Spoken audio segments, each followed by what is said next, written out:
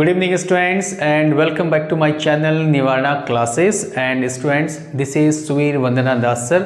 और बच्चों आज बात करेंगे आज के हमारे इस वीडियो सेशन में क्लास 11th के लिए चैप्टर नंबर 2 में यूनिट और मेजरमेंट में स्पेशली बात करेंगे आज हम measurement of length.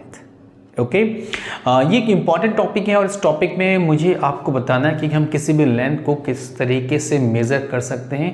So measure करेंगे किस तरीके से करेंगे आज इस टॉपिक में बात करनी है। तो स्टार्ट करते हैं measurement of length. So student आप देख सकते हैं मैंने यहाँ पर बोर्ड में दो तरीके से यहाँ पर राइट किया है। फर्स्ट केस क्या है, by direct methods and indirect methods. ठीक है, two special case are here. First है डायरेक्ट मेथड्स और सेकंड वन इज है इनडायरेक्ट मेथड्स। डायरेक्ट मेथड वो है जिसको हम डायरेक्टली क्या कर सकते हैं, इसमें टच कर सकते हैं, और इनडायरेक्ट मेथड्स वो है जिसको विदाउट टचिंग हम जस्ट उसको एज्यूम करेंगे और हम एक डिस्टेंस को फाइंड करेंगे या उसकी हाइट को फाइंड आउट करेंगे। So students by direct methods में सबसे पहले आपके पास क्या होगा यहाँ पर स्टूडेंट्स, मीटर स्केल।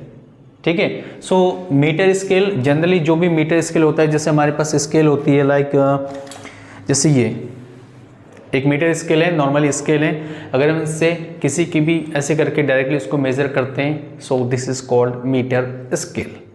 ठीक, second case students vernier calipers and screw gauge और स्पैरोमीटर। ये आपके लिए क्लास 11th स्टूडेंट्स जो है मेरे, उनके लिए एक नया टॉपिक है। यहाँ पर आपको बात करनी कि वर्नियर कैलिपर्स क्या होता है। जब आप लैब में जाएंगे स्टूडेंट्स तो लैब में आपको vernier callipers as well as spherometer along with screw gauge, ये दोनों ही जो तीन आपके पास इंस्ट्रूमेंटल हैं, ये आपको इक्विपमेंट्स दिखेंगे जिनका यूटिलाइज करते हैं हम किसी भी सरफेस के उसके डायमीटर के लिए, उसके लेंथ के लिए, ब्रेथ के लिए, जो भी चीज़ें हमें फाइंड आउट करना है हम क्या करते हैं, इन तीनों का यूटिलाइज करते हैं। ठीक है, तो ये जो वर्नियर कैलिपर्स है, स्क्रू गेज और स्पैरोमीटर, इनको किसी अनदर वीडियो में मैं आपको एक्सप्लेन करूंगा और बहुत अच्छे से आपको एक्सप्लेन करने की मैं कोशिश करूंगा, बिकॉज आज शॉर्ट टाइम पे मुझे बहुत सारे टॉपिक्स आज क्लियर करने हैं। ठीक है, so vernier calipers, screw gauge और spherometer, this the parts of direct method जिनको डायरेक्टली टच करके हम फाइंड आउट करते हैं। So now let's move on in indirect methods. So indirect method the possibility are left. First triangulations method. Triangulations methods to utilize to find the height of an object, but the objects like accessible objects and inaccessible objects. Accessible objects का मतलब students यहाँ पर ये है कि जिस objects को हम बहुत आसानी से कैच कर सके, आसानी से उसको विजिबिलिटी फॉर्म देख सके, that is accessible object. Inaccessible objects में जो ऑब्जेक्ट्स काफ़ी लॉन्ग डिस्टेंस पे होगी या जिसको बहुत आसानी से हम लोग क्या कर सकते हैं, कैच आउट नहीं कर सकते, वो आपके पास इनएक्सेसिबल ऑब्जेक्ट। और in the second case of indirect method is parallax method. Parallax method इस चैप्टर का सबसे न्यू और इम्पॉर्टेंट टॉपिक माना जाता है, बिकॉज यहाँ से आपकी जो स्पेशल जो टॉपिक्स होते हैं, न्यू वेरिएशंस के साथ हम लोग पैरेलैक्स मेथड्स के साथ उसको स्टार्ट करते हैं। सो बात करते हैं स्टूडेंट्स, अब ये चीज़ें मैंने आपको ब्रीफली बता दी हैं। अब मुझे बात करनी है यहाँ पर क्या, ये तो चलो हो गया इनडायरेक्ट मेथड्स में। मैं बात करता हूँ कि इनडायरेक्ट मेथड में हम उसे मैथमेटिकली कैसे करके एक्सप्लेन करेंगे। तो स्टूडेंट्स बात करते हैं indirect method. Okay well students, indirect methods में पॉइंट नंबर फर्स्ट है triangulations method for the height of an accessible objects. सीधा सा मतलब है स्टूडेंट्स, इसमें क्या समझना है, जो हम लोग बात करते थे क्लास 10th में एप्लीकेशंस ऑफ ट्रिग्नोमेट्री में कि डायरेक्टली एक ऑब्जेक्ट्स कहीं रखी हुई है एक पर्टिकुलर हाइट पे, तो आप उसकी वैल्यू कैसे फाइंड करेंगे with due respect of trigonometry. ठीक है, एग्जैक्टली आपको यहाँ क्या करना है स्टूडेंट्स, हमें सेम प्रोसेस को यहाँ फॉलो करना है। फॉलो करने के बाद हमें यहाँ पर एक तरीके से किसी ऑब्जेक्ट बहुत आसानी से आपको मिल सके उसकी हाइट को फाइंड आउट करना है। How could be it is possible, so let's see the conditions. सबसे पहले एक ट्राइंगल मैं आपको बना देता हूँ स्टूडेंट्स ऐसे करके। Okay, A B and C, suppose that this is one theta, और जनरली ये कितना होगा स्टूडेंट्स, ये पता ही आपको 90 डिग्री पाइथागोरस वाले केस में कुछ समझ में आ रहा होगा बच्चों। And this is the height of the tower, suppose that, and this is distance of A B. आपको क्या करना है स्टूडेंट्स, आपको इसमें हाइट को फाइंड आउट करनी है। अब हाइट को फाइंड आउट करना है, कुछ देख के पुरानी चीज़ें याद आ रही होगी। जस्ट आप अभी बहुत अच्छे नंबर लेके भी आए, आप क्लास 10th में 11th में आए हो, 97% लाए हो, तो रियली आई अप्रिशिएट यू, ठीक है। बट यहाँ क्या करना है, उसी जो पुरानी चीज़ है उन चीज़ों को जरा दिमाग में जोड़ डालिए, और जोड़ डालने के बाद क्या करना है, उसको यहाँ यूटिलाइज करनी है। चलते हैं और थोड़ा यूटिलाइज करने की कोशिश करते हैं, ठीक है। सबसे पहले हम राइट करते हैं। So first of all here B C this equal to H and A B is equal to X and angle C A B this equal to theta. So height find out करना है। So utilise करते हैं in triangle students, in triangle A B C. So finally tan theta this should be equal to, and tan theta equal to perpendicular line upon base. So tan theta is how much? The value of BC is h and the value of AB is x, ठीक है। Cross multiply करते हैं। So finally h equal to x tan theta. So this is the easy way to find the height of an accessible objects. एक accessible objects की height को find करने के बहुत ही इजी तरीका है जो क्लास 10th में आप स्टडी कर चुके हैं, ठीक है। इसके बाद मैं बात करूंगा स्टूडेंट्स इन एक्सेसिबल ऑब्जेक्ट्स, ठीक है। ये तो हो गया। अब इसके बाद इन एक्सेसिबल ऑब्जेक्ट्स कैसे होगा उनको बात करते हैं। So first of all copy this concept and after some time I will be back for explain the next topic, ठीक है। ओके स्टूडेंट्स, अब हम वापस आ चुके हैं। अब हमें क्या बात करनी, अब हमें बात करनी है triangulations method of for the height of an inaccessible object. इससे प्रीवियस में जस्ट मैंने आपको एक्सप्लेन किया स्टूडेंट्स, क्या एक्सप्लेन किया कि आपके पास एक फिक्स पॉइंट पर कोई ऑब्जेक्ट्स है और उसको क्या करनी है, उसकी हाइट को हमें फाइंड आउट करनी है। तो हमने एक्सेसिबल ऑब्जेक्ट्स के लिए एक सिंपल ट्रायंगुलेशन मेथड्स यूटिलाइज किया।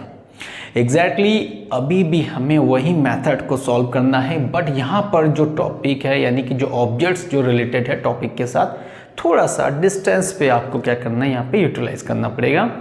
और जैसे जैसे मैं बोर्ड पे बनाऊंगा शायद आपको पुरानी चीज़ें यानी पुरानी जो एप्लीकेशन है वो याद आ जाए और बहुत ईजी तरीके से आप हमारे टॉपिक को गेट कर पाए, ठीक है। सो नाउ लेट्स स्टार्ट। एक ट्राइंगल सबसे पहले बनाते हैं स्टूडेंट्स, ठीक है। हमने एक ट्राइंगल बनाना है, तो एक ट्राइंगल बना दिया। This is θ1 and here ABC 90 degree and height is h। क्या करते हैं देखो students, you could be see that here θ1 यानी एक लिया है तो कुछ और भी आ सकता है। मैंने θ1 लिया है, अब इसके बाद θ2 भी आ सकता है। तो θ2 के लिए हम क्या करेंगे, पर्टिकुलर डिस्टेंस ले लेते हैं यहाँ पर, ओके। लाइक यहाँ पर हमने डिस्टेंस लिया, दिस इज d। यहाँ से इसको मीट करो and this is θ2। Let A से B distance is x and this is small t, okay. तो एक एक करके राइट कर लेते हैं। हेयर AB की वैल्यू कितनी है स्टूडेंट्स, है x and AD is how much d and finally BC is equal to h, okay. Clear हो गया। अब एक एक करके ट्रायंगुलेशंस मेथड में फिर से ट्रिग्नोमेट्री में यूज़ करना है। जो चीज़ें आप लोगों ने क्लास 10 में सीखी है बहुत अच्छे से आपने उस चीज़ों को एक्सप्लेन करते हुए सीखा भी होगा, ठीक है। तो अब स्टार्ट करने का टाइम है, स्टार्ट कर लेते हैं फटाफट इसमें स्टार्ट करते हैं। तो first of all in triangle देखो सबसे पहले क्या होगा स्टूडेंट्स, ABC नाउ हेयर। अब इसमें कॉट यूज करते हैं, हालांकि हम 10 भी यूज कर सकते हैं, कोई इतना इश्यूज नहीं है। सो कॉट थीटा क्या होता है, base upon hypotenuse. So base means x upon, तो पहले इसको अल्फाबेट में राइट करते हैं। Base is AB and hypotenuse is BC। So cot θ1 is AB is x upon h, ठीक है। ये ट्राइंगल को तो मैंने क्लियर कर दिया है। अब आपको क्या करना है, अब आपको इस पूरे ट्राइंगल, जो ये पूरा ट्राइंगल, इस पूरे ट्राइंगल को आपको यूटिलाइज करना है। So again in triangle DBC now cot θ2। So cot theta two कितना हो गया, again base upon hypotenuse, base means and dv upon bc, the value of dv dA plus AB divided by BC. So cot theta 2, the value of dA small d plus x and this one is h. इसको first let कर लेते students and this one is second. हमें h की value निकालना है students, height find करना है. सो height find out करने के लिए now the let's process is equation second minus equation first. ठीक है, now let's do it. Equation second minus equation first. So here cot theta 2 cot theta 1 this equal to d plus x divided by h minus x upon h. and therefore थोड़ा सा manage करते हैं यहाँ पर. cot theta 2 cot theta 1 this should be equal to and d upon h plus x upon h minus x upon h, this cancel to this. so finally कितना हो गया students, h equal to d upon cot theta 2 cot theta 1. so this is the answer of, it means the value of the height of inaccessible objects. ठीक है, तो students ये ट्रायंगुलेशंस indirect methods में accessible और inaccessible में मैंने आपको height कैसे फाइंड करते हैं मैंने आपको यहाँ पर एक्सप्लेन किया है. अब मैं बात करने जा रहा हूँ एक और मोस्ट इम्पॉर्टेंट और इस पूरी चैप्टर का सबसे इम्पॉर्टेंट टॉपिक है, वो है पैरेलैक्स. बिकॉज बचपन में बहुत सारी एक्टिविटी आप लोगों ने की है बट उन चीज़ों को इतना ध्यान दिया नहीं होगा आप लोगों ने. ठीक है, अब क्या है कि अब हमें, आप जब ग्रो कर रहे हैं, आप 11 12 उसके बाद अब BSc MSc BTech MTech जो भी आप करेंगे, तो कहीं ना कहीं बचपन की बहुत सारी एक्टिविटीज जो होती है फिजिक्स की, वो उन चीज़ों को अब एक्सप्लेन करते हुए आपको स्टडी करना पड़ेगा. ठीक है, सो पैरेलैक्स स्टार्ट करते हैं. स्टार्ट करने से पहले आप इनको नोट करें, फिर मैं आपको फिर पैरेलैक्स मेथड के बारे में एक्सप्लेन करता हूँ. ओके स्टूडेंट, नाउ स्टूडेंट्स अब क्या बात करनी है, जो बात करनी है आज के वीडियो सेशन के सबसे लास्ट टॉपिक पैरेलैक्स मेथड. और मैंने स्टार्टिंग से ही आपको बताते हुए आ रहा हूँ कि पैरेलैक्स जो है बहुत इंपॉर्टेंट टॉपिक है, तो उसे मुझे समझाना है.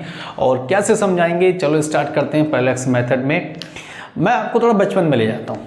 चाइल्डहुड में जो आपने क्या किया, बहुत सारी शैतानियाँ की होगी, मुझे पता है अभी बहुत नोटी हो आप लोग. ठीक है, बचपन में क्या किया होगा कि आप देखते होंगे जब खुले आसमान को हमें देखना होता है. ठीक है, आप ग्राउंड पे, मान लीजिए ग्राउंड पे बैठे हुए आराम से लेटे हुए बिंदास मज़े में, कोई टेंशन नहीं होता है चाइल्ड में. अब क्या होता है, जब आप ग्रो कर रहे हैं तो टेंशन बढ़ रहा है आप लोगों का, सिलेबस का टेंशन बढ़ रहा है, सब्जेक्ट का टेंशन बढ़ रहा है. उसी टेंशन के अंदर पैरेलैक्स टेंशन भी आता है. क्यों, उसको भी तो बात करनी होती है. बचपन के दिनों में आपने क्या किया स्टूडेंट्स, हम लेटे हुए हैं, सपोज किसी ग्राउंड पे लेटे हुए हैं, और हम क्या करते हैं कि आकाश में जो है स्काई में हम स्टार को देखते हैं. तो स्टार को देखने के बाद हम अपनी आंखें बंद करते हैं ऐसे करके, तो हमें लगता है कि जो स्टार है उसकी थोड़ी पोजीशन डिस्प्लेस हो गई है, हमें ऐसा फील होता है. हम क्या करते हैं, अपने आप को ऑब्जर्व करने के लिए हम अपनी दूसरी आंखें बंद कर लेते हैं. तो दूसरी आंखों बंद करते हैं तो ऑब्जेक्ट्स यहाँ से कहीं दूसरी जगह पर आपको नज़र आता है. ऐसे हम कई बार करते हैं, तो कई बार जितनी बार करते हैं हमें लगता है कि ऑब्जेक्ट जो होता है उसका क्या हो रहा है, शिफ्टिंग हो रहा है, कभी लेफ्ट कभी राइट, कभी लेफ्ट कभी राइट. तो क्या है, एक्चुअली में किसी भी ऑब्जेक्ट्स का एपरिएंट शिफ्ट जो होता है in the positions of an object with respect to another. जब एक ऑब्जेक्ट्स को उसकी पोजिशन को शिफ्टिंग के फॉर्म पे हम नज़र आते हैं या नज़र देखते हैं किसी भी दूसरे ऑब्जेक्ट के रिस्पेक्ट में, so students this is called parallax method. ठीक है, और जो एंगल बनता है दैट टाइप उसे कहते हैं पैरालिटिक एंगल. आप मेरी बात समझ में रहे होंगे कि मैं आपको क्या कहना चाहता हूँ कि जो पैरेलैक्स है, जो पैरेलैक्स में क्या करते हैं कि बचपन के दिनों में बैठते हैं, देखते हैं किसी ऑब्जेक्ट्स को, आंखें बंद करते हैं वो कहीं और नज़र आता है, फिर दूसरी आंखें बंद करते हैं वो कहीं दूसरी पोजीशन में नज़र आता है. तो उनकी जो पोजीशन की जो चेंजेस है ना स्टूडेंट्स, जो शिफ्टिंग वाइज चेंजेस होते हैं, इसी फॉर्मेट को कहते हैं, बोलते हैं पैरेलैक्स मेथड. ठीक है, अब parallax method means the apparent shifting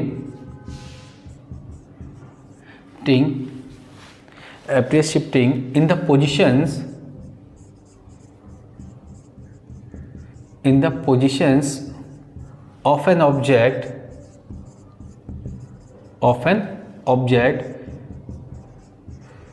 with respect to another object। ठीक है, एक ऑब्जेक्ट्स की जब उसकी शिफ्टिंग होती है, उसके डिस्टेंस की शिफ्टिंग होती है दूसरे के रिस्पेक्ट में, सो this is called parallax method या पैरेलैक्स। ठीक है, और जो एंगल हम क्रिएट करते हैं, the angle make in this situation that is called paralytic angle. But बच्चों आपके माइंड पे आ रहा होगा कि सर आप तो लैंग्वेज के फॉर्म पे बता रहे, कोई मैथमेटिकल तरीके से कैसे हम उन चीज़ों को एक्सप्लेन कर सकते हैं। सो डोंट वरी, उसको भी यहाँ पे सॉल्व करेंगे। तो सॉल्व करने के लिए हम एक काम करते हैं कि मून ले लेते हैं, सबसे बेस्ट है, या कोई आप सन ले लीजिए। ठीक है, देखो डिस्टेंस मुझे फाइंड करके दिखाना है आपको और मैं इसको दिखाऊंगा। सो स्टूडेंट्स यहाँ पर एक काम करते हैं कि दिस इज अर्थ सरफेस और यहाँ पे एक प्लैनेट्स ले लेते हैं लाइक दिस इज पी। सबसे पहले एक स्ट्रेट लाइन यहाँ लेट करता हूँ, यहाँ पर है ऑब्जर्वर, जो ऑब्जर्वर जिसको देखना चाहता है प्लैनेट्स को। अब क्या करते हैं कि हम अपनी आई को, ठीक है, जैसे यहाँ पे खड़े हो जाएंगे, अगर हम इस आई को शिफ्ट करेंगे राइट को तो वो यहाँ नजर आएगी लाइक। ठीक है, वर्चुअली इसको मीट करो और इसको यहाँ से मीट कर लो। क्लियर हो गया स्टूडेंट? ठीक है, लेट दिस इज θ1, तो ये इसके क्या होंगे, ये भी θ1 हो जाएगा। अब क्या करते हैं स्टूडेंट्स, फिर से अब हम लेफ्ट को क्लोज करेंगे तो ये यहाँ नजर आएगा। जब हम वन साइड को क्लोज करेंगे तो इसको भी वर्चुअली आप मीट करें और इसको ऐसे करके पॉइंट से, this one is θ2, so finally this is θ2, और इसको स्टूडेंट ऐसे करके हम मीट कर देंगे। सो P हो गया, this is A and this one is B। तो मैंने यहाँ पर आपको डायग्राम बनाया कि कैसे हम पैरेलैक्स को देखते हैं। वन आई को जब हम शिफ्ट करते हैं राइट को, ठीक है, राइट को शिफ्ट करेंगे तो पोजीशंस लेफ्ट में नजर आएगी यहाँ पर, और जब लेफ्ट को करेंगे तो यहाँ पर राइट में शिफ्ट नजर आएगी। ठीक है, नाउ हियर लेट करते हैं, let A B is capital D, A B की वैल्यू कैपिटल डी लेट कर लेते हैं, and P A this should equal to P, this is small D, and here angle AP and this one is O, APO is equal to θ1, और second case का students BPO, this is θ2। So total angle is angle APB θ1 plus θ2। So मैंने angle भी यहाँ पे बना दिया θ1 plus θ2। So you know that angle equal to arc upon radius, angle equal to students arc upon radius. So angle here APB, and arc means AD and radius means PA और PB, दोनों में से कोई भी एक हम late कर सकते हैं। The value of APB θ1 plus θ2, the value of A arc आपके पास ए बी है स्टूडेंट्स। ठीक है, so A B is capital D and radius means small D. आपको क्या निकालना, आपको जो वैल्यू निकालनी है हम उसको क्या कर देंगे, यहाँ से स्टूडेंट चेंज कर देंगे। सो और करके D small D equal to capital D upon θ1 plus θ2, और हम क्या करते हैं कि एक प्लैनेट्स की अर्थ से कितनी डिस्टेंस है वर्चुअली या उसको इमेजिनेशंस फॉर्म पे पैरेलैक्स मेथड में, इन फॉर्मूले से हम इसको फाइंड आउट करते हैं। Small D equal to capital D upon θ1 plus θ2, और जो डी है कैपिटल डी दो ऑब्जर्वर पॉइंट के बीच की डिस्टेंस है, और θ1 प्लस θ2 ये है paralytic angle. Okay, so students ये सारी जो कॉन्सेप्ट है आज के वीडियो में मैंने आपको एक्सप्लेन किया है, और मुझे पूरी उम्मीद है कि आज के सारे कॉन्सेप्ट आपको समझ में आए होंगे। ठीक है, अब आपको काम करना है, आपको मेरा थोड़ा सा काम तो करना ही पड़ेगा, क्योंकि मैं आपके लिए इतना हेल्प कर रहा हूँ, आपको इतना सपोर्ट कर रहा हूँ, आपके लिए मटेरियल प्रोवाइड करा रहा हूँ, तो आपको भी मेरा काम तो करना ही पड़ेगा। ठीक है, सो क्या करना है, जल्दी से अपना सेल फोन उठाना है, हमारे वीडियोस को लाइक करना है, कमेंट्स करनी है, उसको शेयर करना है, शेयर करने के साथ दूसरों को भी सब्सक्रिप्शन के लिए आपको ज़रूर बताना है। ठीक है, सो बच्चों कल मिलेंगे एक और नई वीडियो के साथ, और उसके बाद जो हम वीडियो बात करेंगे डायमेंशंस ऑफ फिजिकल क्वांटिटी। ठीक है, कुछ इंपॉर्टेंट टर्म्स अगर उसके बीच में आते हैं उनको भी हम डिस्कशन करेंगे। बट न्यू वीडियो जो होगा डायमेंशंस ऑफ फिजिकल क्वांटिटी। तब तक thank you very much and have a nice day. Bye.